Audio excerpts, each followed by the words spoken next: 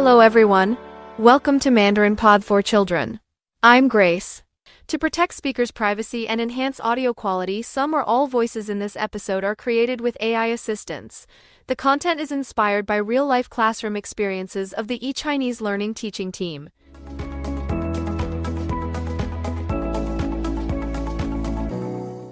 Today we're diving into a concern I hear from so many parents. Learning Chinese is just too hard for my child. How do we keep going? The surprising truth? Most families actually miss one small but powerful detail that could make all the difference. To explore this, I've invited a good friend of our show, Mike.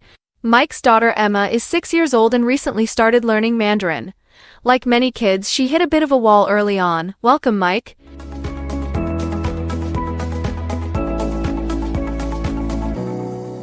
Hi, Grace. Hi, everyone. So happy to be here. And yes, that's exactly right. At first, Emma was so excited. Everything felt fresh and fun. But then, about 2 weeks in, she suddenly said to me, "Dad, Chinese is too hard. I don't want to learn it anymore." Oof. That must have been hard to hear. What was going through your head at that point? Honestly, I was panicking a little. I didn't want to push her and make her hate it, but I also didn't want to give up so soon. I felt stuck, like, what am I doing wrong? Totally understandable. A lot of parents feel that way. Can you walk us through what actually happened? Sure, and one night after dinner I thought, okay, let's just review some pinyin. So I grabbed the flashcards, but before I could say anything, Emma just ran to the TV and said, "Chinese is boring." Oh no. Yeah. That's when it hit me. I was trying to teach her, but I hadn't created any sort of rhythm or feeling around it. It felt like homework to her. There was no ritual. Exactly. And that's what we're talking about today, what I call Chinese mini rituals. A lot of families focus on classes or textbooks, which are great, but they forget the glue that holds it all together. So what are mini rituals? They're small, repeatable moments you build into everyday life. The key is same time, same way every day. Just a few minutes, but centered around Mandarin. For example, a 5-minute Mandarin chat after dinner, a lullaby in Chinese before bed. Or pointing out food items at breakfast, like saying jidun for egg or miffin for rice. It doesn't need to be fancy. It just needs to be regular, warm, and shared. That's something I really didn't understand at first. I thought if we have a good teacher and good materials, that should be enough, right? You're not alone. Many parents think that. But here's the thing, formal learning builds knowledge. Rituals build attachment. And that's what helps kids stick with it. That makes so much sense now. Because once I shifted from class time only to mini rituals, it changed everything.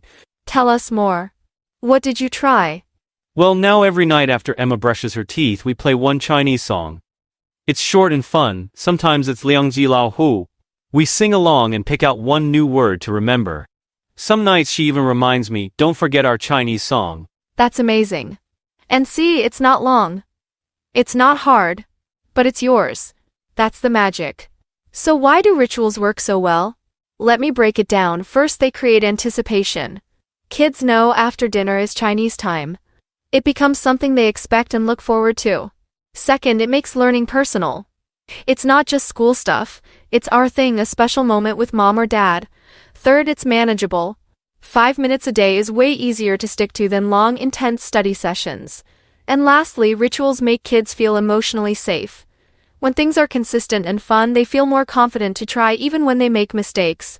Mike, thinking back, would you say this emotional connection was missing in your early approach? Yeah, absolutely. At first it felt like, okay, now it's time to do Chinese, and it felt heavy. But with these little rituals, it became a joy, like something we share, not something I'm assigning her. That's such a powerful shift. And parents, you don't need to speak fluent Mandarin to make this work. Just 2 minutes a day. That's it. Let your child know Chinese isn't just a subject, it's a part of life. Yeah, I completely agree with that. So what can you do today? Try one of these. After dinner, ask "Ni qi bao le ma" instead of "Are you full?" Before bed, sing Two Tigers or Zi Jian as a lullaby. During play, choose one toy and say its name in Chinese. In the morning, greet your child with "So xiang hao." In the car, play a children's Mandarin song and ask, "Which words do you understand?" None of these need to be perfect, just consistent. That's such a great suggestion. I'll try it at home today. Mike, if there's one piece of advice you could give to parents who feel stuck, what would it be?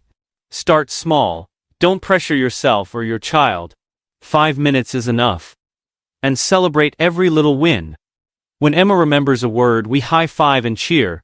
She lights up like she's won an award. It makes a huge difference. That's beautiful. Listeners, if you take one thing away today, it's this. When Chinese becomes part of your family rhythm, it sticks. When it's warm, repeatable, and fun, it works. Pick one moment in your day, after dinner, before bed, first thing in the morning, and make it your Mandarin moment. I'm Grace, and I want to thank Mike for joining us. Thank you. So glad I could share. Goodbye, everyone. Thanks for tuning in to Mandarin Pod for Children. If you found today's episode helpful, please share it with a friend. And don't forget, DM me to get a free online one-to-one Mandarin lesson. See you next time.